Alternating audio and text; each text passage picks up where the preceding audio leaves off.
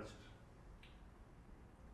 Добре дојдовте во новото издание на Data Mode. Јас сум Цетковски Гораст, вашиот Spiritual Digital Vegan Life Coach. И денеска со мен имам двајца гости кои што ќе разговараат на една многу деликатна тема, една тема која што е распространета повеќе дури од веганството, повеќе и од глутен фри исхраната. Една тема во која што сите се експерти, а во исто време и не се експерти. До мене тука ги имаме Ивица Атанасовски, економист, чија пасија е тргување со финансиски инструменти, особено фокусиран на криптовалутите. Не. Односно со тргување со валути. Со валути, Со да. валути, така. И го имаме Мартин Василковски, data senior, односно senior data scientist, така е. Со позадина во machine learning и имаш работено повеќе проекти кои што се поврзани со денешната тема. Да. Најнапред, добра вечер, добре дојдовте. Ви благодарам што сте во овој дата дом. Нашиот камин се изгаси, но ќе го запалиме следниот пат. Најнапред, може ли да ни објасниш, еве, ти што поточно работиш, која е твојата позадина и што се случува? Што работам поврзано со ова Конкретно. конкретно.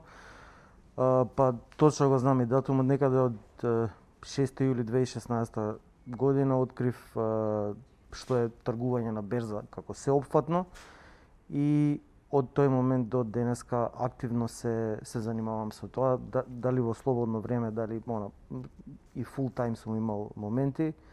И така, значи јас сум фокусиран на тргување со валути, со фиат валути зборуваме, значи австралиски долар, евро, американски долар и така натаму.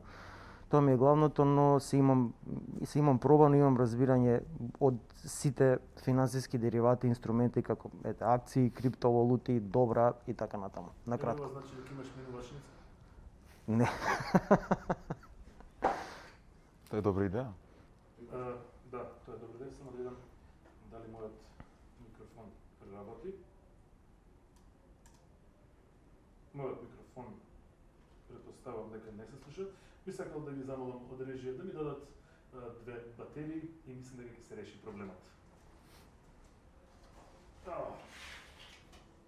Јас немам ногти, да ви кажам право, затоа ќе морам вака да ги изедам и работи. Кажи ми за тоа време, Мартин, ти. Кажи ми ти конкретно со што се занимаваш. Ја по струка сум инженер од областа на автоматика, што е роботика на некој друг начин кажано. И цела таа како бранша си има многу заедничко со data science и machine learning, тие математики и статистики во позадина. И туминатото од работни искуства, некои фриленс проекти, имам работено на вакви некои слични како темата што е денеска, со тие временски серии, берза акции и така натаму.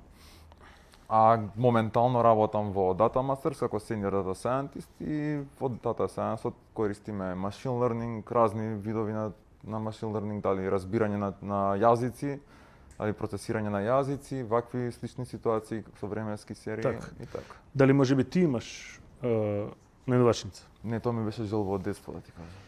Како вика тоа детето, обичаш шума на парите. Ама ете, тоа е тоа. Кажи ми, најпрвин, Мартин, односно, еви, ова е прашање за двајцата. Дали ќе се сложиме од тоа дека не е добро парите да лежат на сметка цело време, да бидат заробени? Што имате во однос на тоа, на тоа мислење? Прво Ивица, кажи ни ти. Па зависи каков човек си во суштина, затоа што парите ако лежат на сметка во банка, во суштина што се случува е инфлација сама по себе ги малку по малку ја одзема вредноста на тие пари. Сега ако сакаат луѓе да ја зачуваат вредноста, би било добро средствата што ги имаат да ги направат да се оплодуваат на некаков начин. Има многу начини како да се прави тоа. Но мислам дека тоа е проблем за поголеми суми на пари, например, не знам, за преку 50-100.000 евра ако имаш, на крај на годината ќе приметиш дека мал дел од парите што ги имал, дека ги немаш. А за нас обични смртници тоа е Чекај, ве молам. Ве молам да не се ставаме сите исти каш. Ве молам, такви работи. Може ли само да ми кажеш на кратко ти, што значи тоа тргување со валути?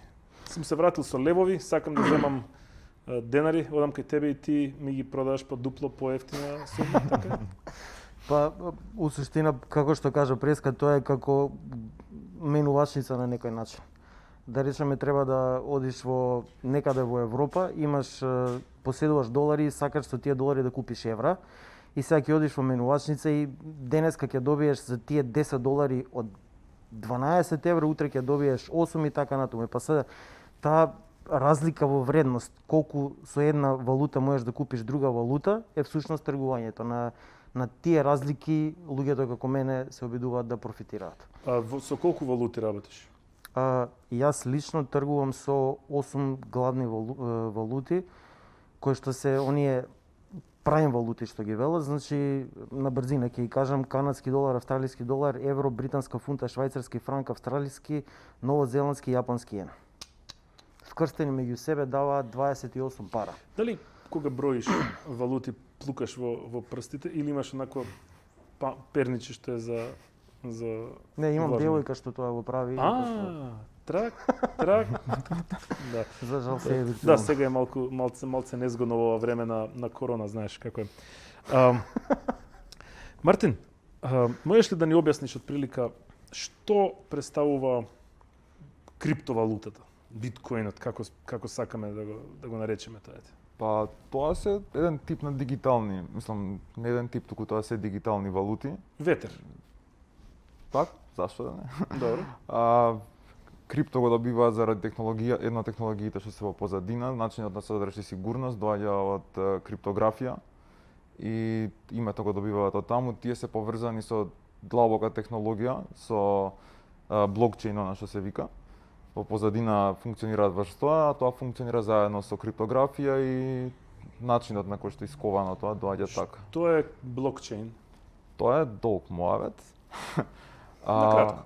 Вака, краток пример е да земеме дека тројцата сме на пиво и сега ти си купил за тебе пиво, он си се земал за себе, а ти си платил за мене. И сега тоа испаѓа дека јас ти должам на тебе за пивото. Те речи. Сега како тоа да заштити за ти да не го ставиш тоа во едно тефтерче да го запишеме.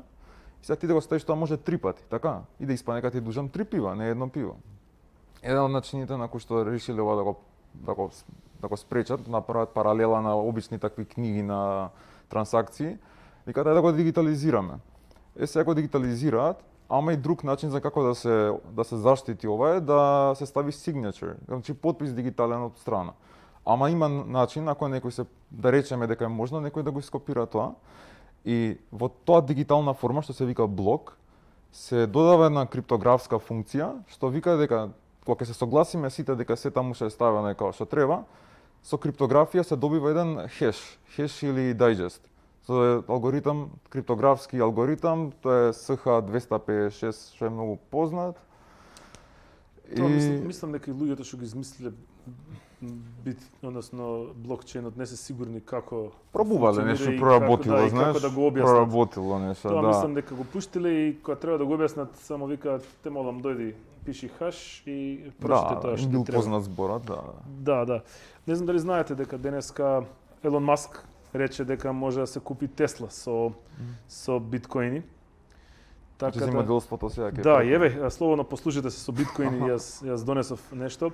Бев да купам Тесла, но беа сите распродадени, па така се земав само чук. Овие обично се купуваат со обични денари, не ти треба биткоинче за никој. Па минатото се е друго. Кажи ми, Мартин, како може да се користи дата сајенсот во однос на тргување и во однос да се искористи во врска со биткоините? Па скомплицирана со биткоин, пошто е многу специфична и динамична работа, ама да речеме за акции ако збориме, или за нешто што има таква вредност. Добро, во принцип ова е падни стани целата работа. Да, и ова е тешко за предвидување, ова е подобро да имаш ти некоја техника или некоја стратегија како сакаш да трейдаш со сето тоа, него да направиш, да кажеш дека ќе најдеш алгоритам. Ама еве на пример искуството што го има Ивица, што го има тоа научено со тек на време, да може да го преточи математички некако, тоа би дошло многу би му помогнало и на него и би можело да си потврди со математика дека тоа што го мисли е како што треба. И тука Data Science доаѓа како да ти покаже, да те научи да искористиш техники, да тие работи што тебе ти се инстинкт да речеме, како да го преточиш во нешто што може нон-стоп да ти кажува и управо си, или ти си речеш утре ќе продам, и ова ти вика да утре стварно и според статистикава што си ја направил дека окей, тоа е добра идеја. Знаеш, убаво те потврди. И ако е контра, ако нешто е различно, нека ептен различно, си викаш добро, значи, може не е тоа така. значи дека искуството и црниот тефтер на ивица ќе може да се замени со Data Science. Не. Не? Искуството што го има човекот, ја мислам дека е неизбежно. Мислам дека е многу убава да се таква идеална нека кохезија со работка која би имало меѓу тој дел од Data Science, што тоа го прави како сувопарно да речем, оно само знае што ќе кажеш. Ама некои работи што он може да ги склопи, да ги разбере. Нормално. Он чита форуми, он чита вести, он може да дознае што се дешава, што на компјутер тоа да го натераш да го научи, треба време и треба многу работа. Вака, он што значи, си теоретски збориме, кога би се собрале многу ивици. И сите ивици кои би се своето знаење би го преточиле во податоци. И тие податоци би ги напишале нека статистика. Да. И некој може да седне и претпоставам дека тоа функционира така што ќе направи статистика од наназад многу години во многу ситуации, во многу падови и случувања на берзата и може од прилика без да ти каже сега оваа акција би одела горе или би одела доле. Да, мотиватор е короната за да не можеш да плукнеш, нели? Да. Да, може Data Science да искористиш за да Јас да ви немаш кажам искрено, најмногу се секирам за оние луѓе на пазар кога подаваа рака со договорено. Сега тој договор веќе не може да се оконча, нема суштина, нема печат, нема восок. Како они живеат, не ми е јасно мене тоа, само кутри луѓе. Ивица, кажи ми, кога се работи на берза, кога се инвестираат во акции, што обично треба да се внимава, на што да се обрне внимание? И тоа е, како што кажа Мартин, долг муабет. Не. Најважната работа според мене што сум среќавал кај луѓе со кои што имам работено нова е треба да се внимава на ризик најмногу, затоа што луѓе влегуваат, на пример, ќе земат сума на пари, не знам, 5000 евра и ќе кажат инвестирам и се во едно.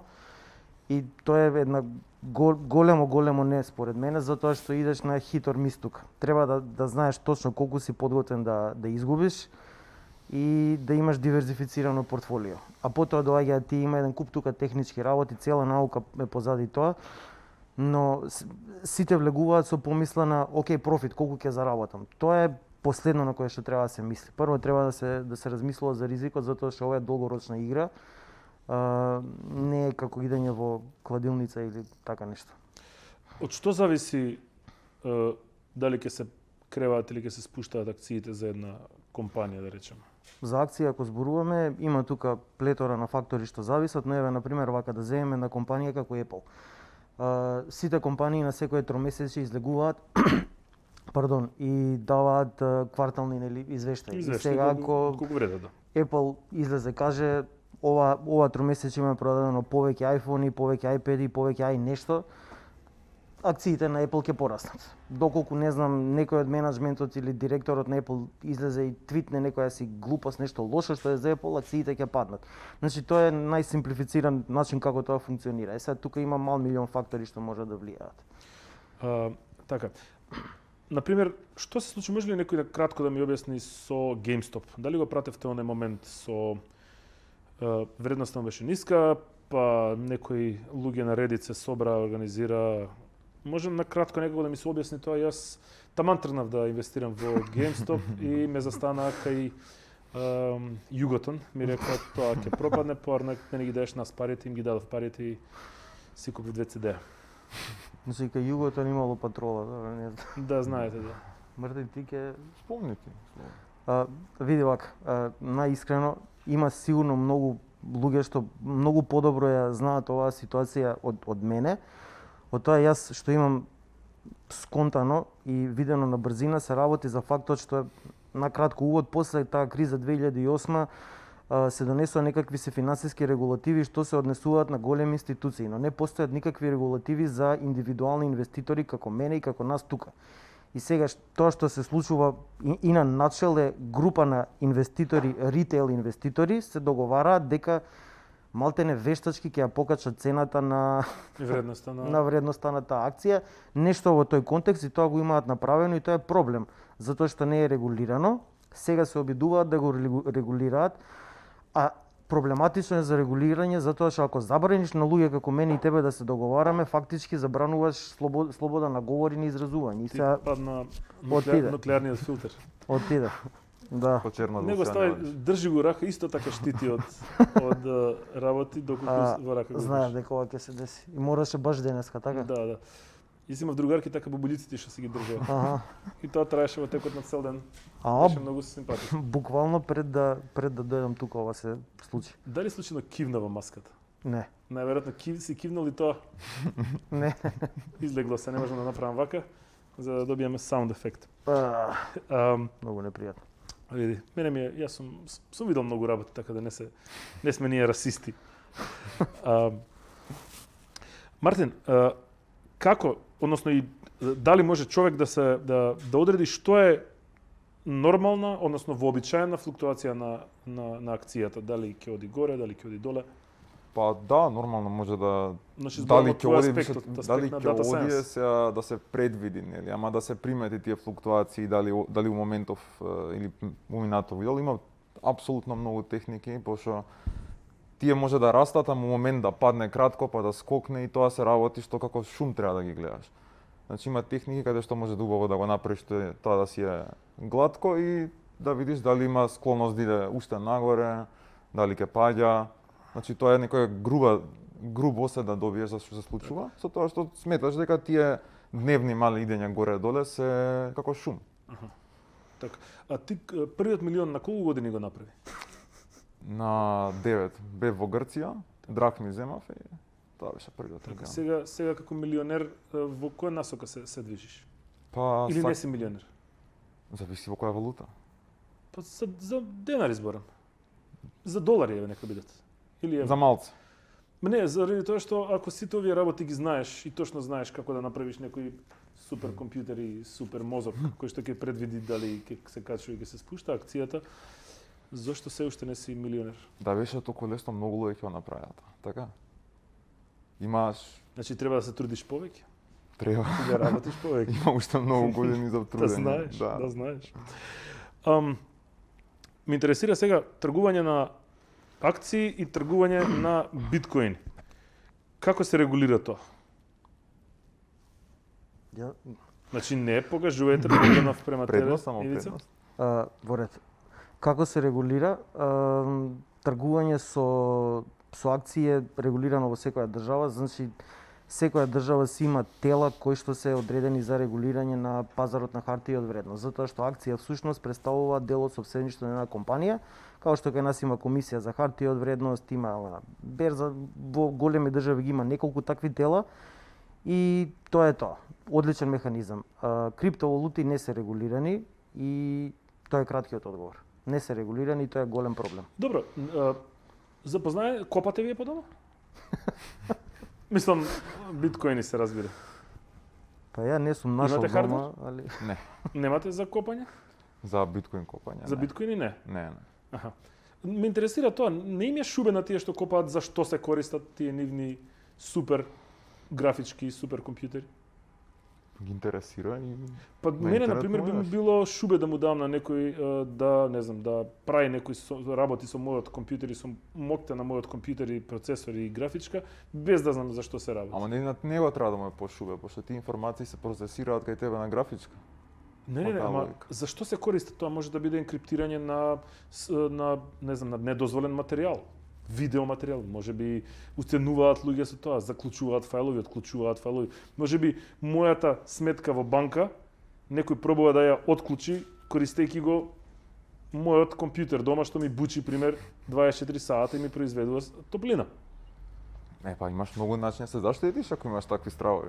Ама не конкретно зашто се користи? Зашто се користи мојот графичката? компјутер? Графичката. Е, Што прави таа? Па тоа што го спомнав пред тоа криптографското, ги решава тие. Ама што точно? Никој не ми кажува. Точно, Никој не објаснува.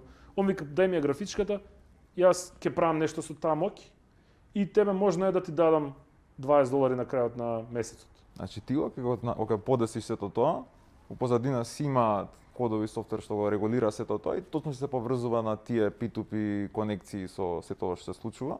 И тоа майнинг ти праќа на тебе нешто, ти сакаш аплицираш, да речеме, зимаш што треба да процесираш, се процесира и графичките се многу добри у процесирање на многу податоци и многу брзо, прости математики. И затоа се многу боле од обичен процесор од компјутер. Затоа и графички ставаат. Нема. И кога ставиш на графички, те се многу брзи, ама више тоа ставно се покомплицирано, како што има поише луѓе што го користат тоа. И затоа се луѓето ставаат по 10-20 специфични графички што се многу подобри од другите за ова. И сите тие математики што ги прави се дешаваат таму. Тоа не знаеме зашто се користат. Па нема што податоци да ти земат. Не да ми земе податоци, не знам зашто ја користи таа моќ. Ја користи таа моќ, ти не знаеш точно моментот што прави тоа ако е. На тоа мислам да. На тоа ли? Тоа може да геймаат.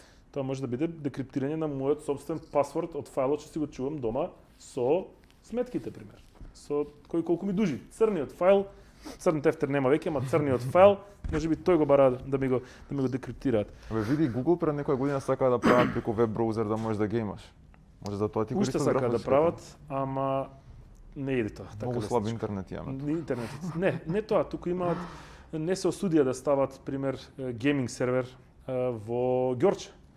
Доколку може би стават, кренат базна станица со огромен сервер таму во некоја куќерка, во некој подрум во Ѓорче, може би ќе добиеме пинг добар за да можеме да играме без каснење игрици. Па Ѓорче е центар на Европа, кога размислиш. Така што би се покрило добро Европа. Добро, според Латас и Скопје е центар на светот. Па е. Кој што Google Maps тоа го потврди. Во неколку наврати и на вести дури беше тоа, да. Па да.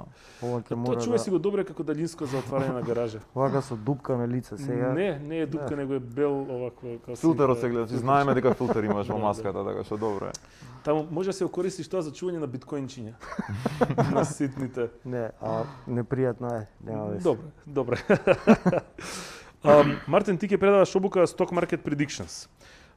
Можеш ли накратко да ни објасниш што ќе се обучува, што ќе се зборува во таа обука и некако да го поврзеш тоа со практичните начини на живење? Па таа обука е направена на начин каде што на почетокот би имало курс за тие што имаат помали познавања во Python, пошто во програмски јазик Python ќе се случува. И после тоа пополека да се влезе во тие некои обични процеси, ARIMA процеси се викаат тие, за како можеме тие акции, тоа како прогресира со текот на времето, да видиме математички дали имаат некоја веќе спремна функција што може да прелепиме на тој сигнал. И понатаму више да влеземе моцне во тие невронски мрежи, каде што тие се добри за да се предпостават некоја динамика и за да предпоставуваат тие некоја динамика, прво може да ставиме само акцијата како акција, ама и сите оние работи ви зашто ги гледа го работи, индекси, индикатори, не знам, вредноста кога на close, кога се затвара маркетот. Значи може би вредноста на open, најчесто не е таа толку релевантна, ама начин како да се провери дали стварно таа вредност, да речеме high и low што е во денот, највисоката на ниската, има начин и техника да се провери дали стварно влијае на тоа што ќе се случи утре. И да се искористат тие техники, значи тоа е само еден дел, може да се рече дека неколку индекси убаво покажуваат за што ќе се случува со таа конкретна акција, некој индикатор како оние стохастик осцилатор како беше или некои такви, како тие математики, тие техники може да помагаат и се како да ги инкорпорираме тие во едно фајлче во Python, буквално да го направиш, се поврзен интернет да ги повлече сите работи од 15 години. 15 години што прави Apple и ти да видиш според тоа што сум сватил од последниве 15 години што се дешавало со таа акција, дали можам да научам нешто доволно добро да ми даде индикатор со одредена сигурност, значи ти викам, оно ке ти кажа, според тоа што се дешавало 15 години и тоа што си ми кажал како да гледам на работиве, 80% сигурен сум горе или доле. Милионите. Значи одма. Кога милионите? Тоа ме интересира, значи да не околишам милионите кога ќе може да ги направи со тоа. Кога заврши обуката следниот ден веќе сметката ќе ти биде. Така, значи тоа фајлче од Python треба да ги повлече милионите. Да, така функционира генерално. А што се тоа невронски сигнали, мрежи кои што ги спомна. Невронски мрежи се многу интересен концепт што го имаат направено пред 5-60 години. Почнуваат па да, Cyberpunk баш од нешто се мозокот. приклучува во мозокот, па мисли таму. Па. Тоа е отпосле направено. Од да го ги смислиле, после го ставиле тоа. Значи нема да има чепкање во мозок. Тоа е за наредна година обуката. Тоа ќе навлеземе во тоа. Тоа неврохирурзик имаш. Да. Ќе има соработка убава. Час со нив, час ќе вежбаме ние на тебе кога дојдеш Да. обуката. Ништо. Ова ќе ви се изгубат невроните негде длабоко на дното. Епа ќе направиме нова невронска Нема мрежа. што се закачи таму, да. Тоа е. Ивица, ме интересира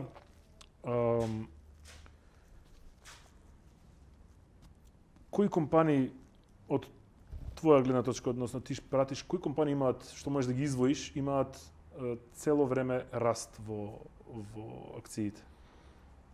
Не постојат такви компании кои што имаат цело време раст. Добро се. Значи јас упорно пробувам да извлечам нешто кое што ќе ни каже конкретно каде да ги фрлиме тешко заработените денари и никој од вас не сака да ме насочи таму. Значи луѓе битконект. Мислам дека заради бањарката е вака изгледа како да веќе има доволно биткоини во Ова е твојот волет и пењарот. Пењар. Прости. Ете, ние не знаеме разликата меѓу бањарка и пењар. Немаме доволно биткоини. Но после тоа в Python фајлче, сигурно и вие. Одма ќе знае. Кажи ми, Не, зашто нема такви компании кои што за, или еве да речеме кои имаат најстабилна акција? мгм. Тоа е веќе по различен пристап. По-прецизно Значи, прашање. Па да, за стабилни компании би можело да се каже се оние компании кои што со години веќе постојат на светскиот пазар, не само локално. Значи ако земеме компанија како Coca-Cola на пример, што треба да се случи со Coca-Cola да пропадне? Треба многу работи да се Да случат. снема вода. Не е ни да снема вода. Мислам, многу работи треба да се случат за Coca-Cola како компанија престане функционира. Такви ако се земат, значи кои што имаат распространетост на глобално ниво, на повеќе индустрии имаат импакт, значи тука се овие технолошки гиганти како на Google, не знам, Mercedes од автомобилска индустрија и така натаму. Тие компании генерално се прилично стабилни затоа што за да пропадне еве еден Mercedes, во суштина треба Германија како држава да пропадне на крај на денот. Многу работи треба да се случат за да дојде до комплетен колапс. А за да падне вредноста на Мерцедес, треба само да престанат да се продаваат автомобилите. Ама и тоа тешко ќе се Тешкичко случи. значи. Да. Би отишол на прашање од публиката кои што ги имавме пред почетокот на овој подкаст. Доколку имате прашања кои што сега сакате да ги поставите, слободно пишете ни во коментари и мојата дата секретарка ќе ме ги прати. Значи, Ивица, дали е нормално биткоинот толку многу да скока и да паѓа во краток временски период како што е сега? Зошто е тоа така? Прво,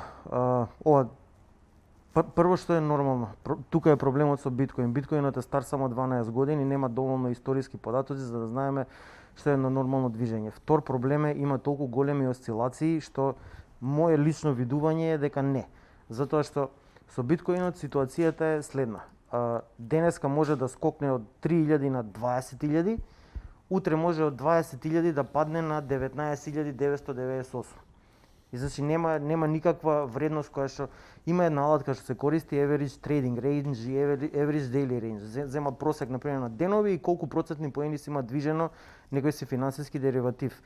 Тоа за биткоин кога ќе земеш да го читаш, тоа нема апсолутно никаква смисла. Значи не е нормално и баш поради тоа е многу според мене лично, значи знам дека има луѓе кои што инвестирале во ова и се многу пешенат да кажам за биткоин, но според мене лично треба со голема претпазливост да се навлезе во такви работи баш поради големата волатилност. Зашто не може се уште не знаеме многу работи за дигиталните валути генерално, мислам така. Од твое познавање, кои држави признаваат купување со криптовалути? Знам дека има одредени локации кои што дозволуваат плаќање со криптовалути. Но има ли држави кои што ми го признаваат биткоинот и криптовалутите како платежно средство? Значи до денеска што знам не постои држава која е признава било каква криптовалута како официјално средство кое што ти можеш со државата да правиш некаква размена или да плаќаш даноци. Има држави кои што дозволуваат компании да примаат, например, како што е сега случајот со Тесла, има и други такви примери, што ти кажат окей на свој ризик прифаќај си ти наплата во биткоин и така натаму. Но за една држава тоа го направи премногу е несериозно затоа што баш поради тие флуктуации преска што ги спомнав. Еве на пример ти лично да треба да платиш данок од не знам $20,000 на државата. Во моментот кога ќе ги платиш тие $20,000 во биткоин, тие треба да стигнат релативно брзо, така Мартин. Значи јас имам видено од 30 секунди до 5 минути знаат тие пари да стигнат од точка А до точка Б. Така Па, мислам дека во просек околу 10 минути од причина заради на верификување што се случува позадина. Релативно е брзо. Пардон, проблемот е што тие $20,000 и за тие 5-10 минути кога стигнат, тие 20 може да се претворат или во 8.000, да им падне вредност толку брзо, или да станат 40.000. И ниту една држава нема да се нафати на таков ризик кон своите граѓани да им приноси, затоа што ако си купувал и онлайн нешто ќе приметиш, например сакаш да платиш во денари и сега например тоа чини не знам 78,25 затоа што оригиналната вредност е во долари, кога ќе рефрешнеше 77, нешто. Значи има мали флуктуации во цената и тоа е прифатливо. Но кога имаш за 10 минути од 20.000 до 8.000 ти опадне вредност, треба само да доплаќаш пари за тоа. И затоа мислам дека се уште е рано за било која држава дека ќе ги прифати криптовалутите како. Да знам да ги изгасам дома риговите, доволно копа. Одма гас. Виктор Исајловски вика: сакам да инвестирам 500 евра во биткоини. Каква гаранција имам за исплата? За мене? Да. За каква исплата? Мислам, прашањето е има повеќе начини за инвестирање, тоа е проблемот, една работа што луѓе треба да знаат. Дали ќе одат да тргуваат биткоин преку брокерски куќи, кај што силно советувам да отидат во брокерски куќи кај што има регулација, а второ ако сакаат буквално да идат да го купат, за тоа треба да отидат во оние криптоменувачници. И буквално ти треба или оној волет и така натаму, и тие поголемите од нив се регулирани од самата држава. Знам во Германија има како се викаше Кракен. Тоа е Шлавзен Кракен биткоинен.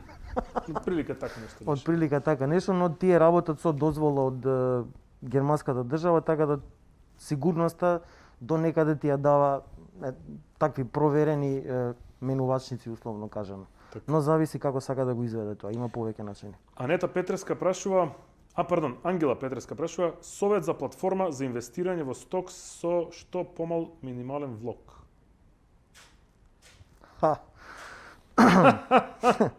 Си насмеа. Да. Со што помал минимален влог? Вака.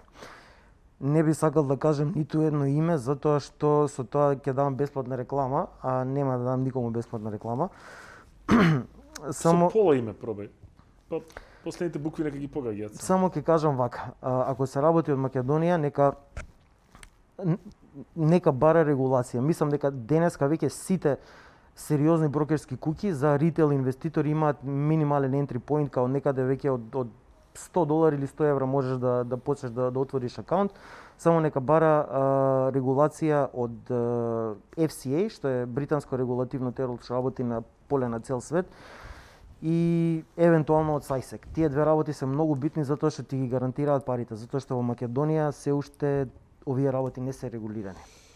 Тихослав Стојков вели: кои брокерски опции за харти од вредност ги имаме во земјава и каде можеме да се информираме за плаќање данок на добивка од тргување со каци, вајде акции?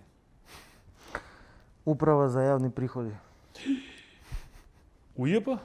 УЈП и Комисија за хартии од вредност и Управа за јавни приходи. Демет, сегаш УЈП. Ох, УЈП, мајко мила. Мартин, што всушност значи machine learning approach во предвидување на движење на акцијата и како ќе се користи Python во таа насока, тоа што го спомна пред малку? Па да, тоа што спомнав, значи Python е веќе алатка, веќе не е она што сите он е програмски јазик Pythonот, ама премногу се користи.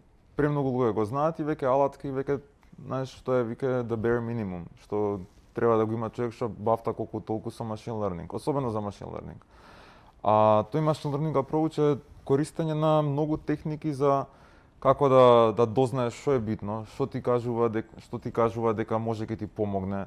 Знаеш, некато доко некои работи тебе те личат дека се како што треба, ама има начин ти да потврдиш тоа дека навистина, пошто ти доко ќе видиш, ама немаш во детали да приметиш. Овие статистички методи што се дел од data science со основата на сето тоа, ќе ти помогне да видиш дали стварно ова ти укажува дека ова расте, тоа и тоа расте, кога ова опаѓа тоа ќе расте и такви некои ситници. И понатаму сите оние алгоритми што се за машинско учење, тоа е имплементирање на тие работи што се дознале претходно со тие статистички методи, како да ги имплементираш за да извадат нешто. А зошто не можам да го направам тоа со некој друг програмски јазик? Можеш со многу. Python е направен Например со Word. Со Excel најверојатно можеш. Аха. Пошто во Excel има Python сега поново. Зошто навистина зошто Python, зошто не C, зошто не знам ASP, зошто не? Затоа што во Python 3 линии код во C се 40 до 60 кон ништо. Значи, А друга работа само разликата е во тоа што сте Па помрзли вие со Python е змиите. направен многу да е прост и лесен за читање, а интересно, не знам дали знаеш, Python доаѓа од Monty Python. Името на Python на јазикот доаѓа од Monty Python од филмот, Не го да. знаев. И многу примери внатре во ќе најдеш ти од официјалниот Python се со зафрканци од Monty Python. И генерално е многу проширен јазик на интернет и е open source и има добар community. И се што е нешто битно за machine learning, дали од Google, дали од Facebook, го имаш во таква верзија. А во позадина тоа работи во C++, така што работи што се во C++ или во Python направени, имаш пристап до скоро сите работи. Пред да него завршиме муабетот за невронските мрежи и за time series-от. Тоа ќе биде дел од буката, така? Да. Кажи нешто малце повеќе за тоа. Па во кратки црти, како што спомнав, невронски мрежи се како поставени како идеја уште пред 5-60 години, може и повеќе, како сметале дека работи мозокот и како учиме. Знаеш, невроното е едно јадро, во него влегуваат неколку ткива, жички, да ги наречеме, и тие со конкретен сигнал, електричен сигнал ќе пуштат и тоа јадрото ќе реши кога и каков сигнал да пушти на излезот. На ист начин функционираат невронски мрежи со тоа што тоа се испреплетени вакви неврони. И сега ти од левата страна, кај што е влезот, инпутот, ќе даеш различни информации, знаеш, дали ова временска серија, такви работи, а оно на излез ќе реши што треба да направи и ќе ти даде претпоставка. Во зависност од тоа што си искуцал. Да. Кога правиме муабет за невронски мрежи, тоа е софтверско решение, начин на програмирање е тоа? Или? Тоа е тип на алгоритам. Значи не е Добро. начин на програмирање. Тип на алгоритам е што е поставен како што е, имаш TensorFlow, таа е многу позната библиотека на Google и таа е идеално направена. Функционира неверојатно добро и е многу едноставна за користење. Така што ти треба да имаш позадинско искуство, што сакаш каква сакаш да ти биде таа мрежа, а ова ќе ти помогне да изградиш многу лесно. Така. И после ја учиш, буквално покажуваш кога ова ти е инпут, ваков аутпут треба да дадеш. И тоа ќе го направиш на 15 години, и оно ќе учи, знаеш, комплексна и учи тоа ти е, многу. да, ти впрочем ја храниш мрежата со информации кои што потоа таа стана се попрецизна и попрецизна. Да, во таа однос на тоа што... учи цело време, со натре неколку методи што се, таа се подобрува и учи, цело време учи од се тоа што ти си дал како информација. Значи тоа прави еден тип на AI во целата работа, така? Па да, тоа е AI. Не ти е страв дека некогаш тоа AI ќе се претвори во робот и ќе дојде да не убие како во познатиот филм Терминатор 2? Па јас се надевам дека таков сингуларитет ќе се случи. Ти повеќе не си пријател на човештвото. Не сум. Ти си пријател на роботите. Да, ама само на тој начин ќе може тоа што го спомна ти преска, многу програмери и многу луѓе со искуство како Ивица да дојдат до сите пари на светот. Да, лако ми и ќе го направат. Полека. Ние сме илјадарка еден направат. терминатор од такво Значи, богатство, толку Вие сте вториот терминатор, те двојка. Да. Па после до илјадарка ќе стане Штрафценегер. Сара Конор не беше двојката? Те вториот? 1000 е Шварценегер. Аха. А тој што е од течен метал беше TX или TH, некој друг модел. Ги немам проверено, треба да го проверам баш да идем на лигумат на залиха. Пред крај, кажи ми само математички како се формулира цената на акцијата, ме интересира. Ама математички. Значи не ќам ликовно, не ќам друго, само 2x, математички. 2x плюс 11y минус 4z, така прилика кај дојде. ако нешто ти значи. Не. Така. Работата е што дека тоа е динамичко, знаеш, нема нешто просто како да се каже и таа цена математички се објаснува од сите работи што влијаат на неа. Тоа е динамички математички модел се вика тоа. И влијанијата на сите работи што може да влијаат на таа акција, заедно како функционираат меѓу себе, како си влијаат едни на други, тоа може да дадат некоја вредност. Што најчесто е да речеме closing value, на крајот од денот од работното време на берзата. Тоа е тоа што може да речеме да го дефинираме како излез, вредноста на акцијата и сите работи што влијаат на таа акција, сите тие работи би биле влезот. А тоа што се случува измеѓу за сите тие работи што влијаат, да добиеме таа вредност, тоа е таа динамика и да речеме дека тоа е тој математички опис. Така. Ивица, кажи ми колку долго пратиш движење на една валута пред да одлучиш дали ќе направиш тргување и колку? Предпоставувам дека е поопшто, не само за мене, затоа што нема точен одговор на тоа.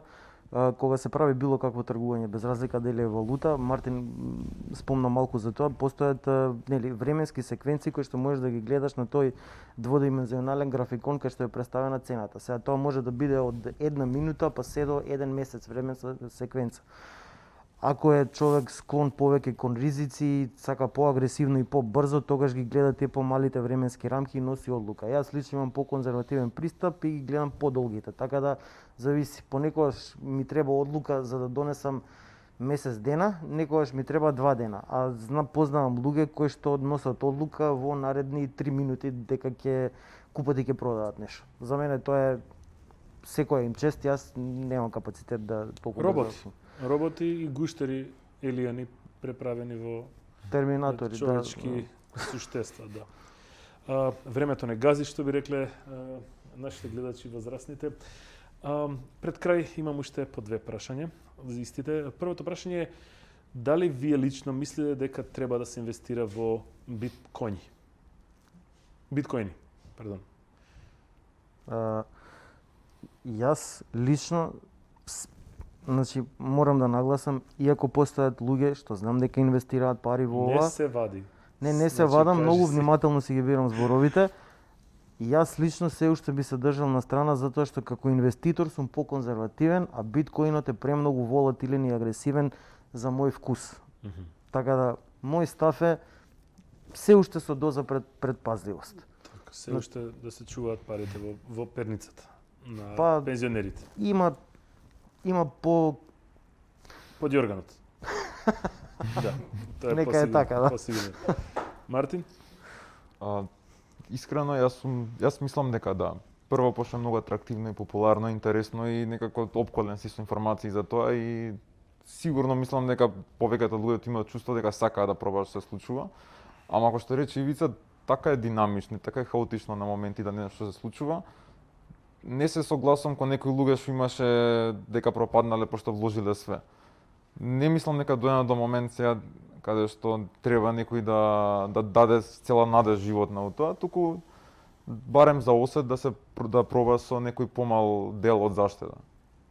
Вака пошто ако се стави целата, најверојатно сакаш нешто постабилно. Значи најпросто кажано да имавте по милионче и 20, ти не би ги вложил во биткоини, а ти би вложил 500. Дојде дарче. Да. Добро. И уште едно прашање ме интересира, совет од вас двајца лично, дали доколку имате можност би копале биткоини и би инвестирале во хардвер, графички, ценети убави графички кои што ние геймерите немаме шанса да ги добиеме и мораме бубрези да даваме за копање на криптовалути? На кратко, јас мислам дека сега веќе е малку доцна да се копа за биткоин, затоа што не е веќе ни исплатливо. Можеби ако се како? Скоро на нула веќе доаѓаш. Да, можеби некоја друга криптовалута поатрактивна, ама тоа е веќе ризик, но сега во овој момент јас лично не би инвестирал во тие RIGS така натаму. Мартин? Еден од факторите на цената и вредноста, нормално supply and demand е најбитно, дека е атрактивно и се трейда нон-стоп. Друго е со тек на време колку повише се користи, се зголема комплексноста на тие решавања, ти треба повише графички, повише computing power. И за да доеш ти до такво решение кај што ќе бидеш награден со биткоини, треба веќе да потрошиш повеќе струја, повеќе време, на ризик си, знаеш, има некои работи каде што веќе, барем според мене, јас на пример не моментално не би се нафатил за мајнам. Боле би земал графичка некоја 3080 што беше нова. Си ставам TI. Да. И ти не знаеш што бираш. Нели? И ти не знаеш што ти треба, да. Дечки, ви благодарам двајцата на годашто гостување во ова време, што би рекле нашите колеги од другите медиуми. Се надевам дека што побрзо ќе се премислиш и ќе почнеш да инвестираш во биткоините. Кај тебе се надевам дека исто така ќе имаш успешна обука. Фала. И што побрзо ќе си ја дочекаш, нели, твојата скромна 3080 TI нема, но 3080 графичка карта. Да. А вас, драги гледачи, посетители на нашиот Дата Дом, ве оставам со една популарна изрека од еден американски пеач, односно Хулио Иглезиас, која што гласи: "Што ме бараш сега меѓу сите тие луѓе, каде беше кога не бев никој? Како да ти верувам сега, кога станав некој?" Добра ноќ и се гледаме во следното издание на Дата Мурат. Довидување.